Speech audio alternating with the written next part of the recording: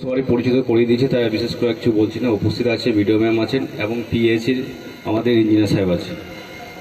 এই জল ট্যাঙ্কিটা দেখে আমার একটা কথা প্রথমে মনে পড়ছে যে একটা ওয়েব সিরিজ আছে একটা পঞ্চায়েত, মহিপুলেরা গ্রাম পঞ্চায়েত। তো ওইখানকার মানুষজন ওই জল ট্যাঙ্কির ওপর থেকে কিন্তু শুধু ফটো ভিডিও করতো। তো আমারও মনে হয় যদি এটা না চালু হয় তো এখানকার মানুষজন কিন্তু কিছুদিন পর ওখানে চেপে ভিডিও ফটো করবে।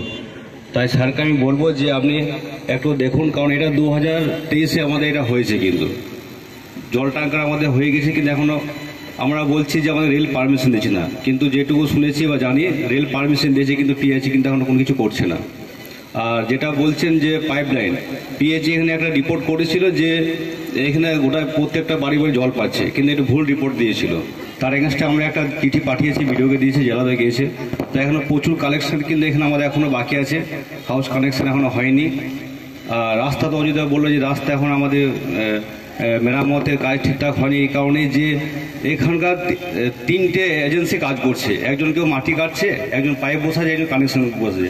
কিন্তু যে 3টে এজেন্সি করছে, কিন্তু প্রধানই জানতে পারছে না যে এখানে কোথায় কোন এজেন্সি কাজ করছে। তা যদি প্রধানই যদি না জানতে পারে তাহলে আমি সাধারণ মানুষকে জবাবটা কী করে দেবো? আর জলের সমস্যা তো এখানে আছে, এখানে প্রচুর জলের সমস্যা।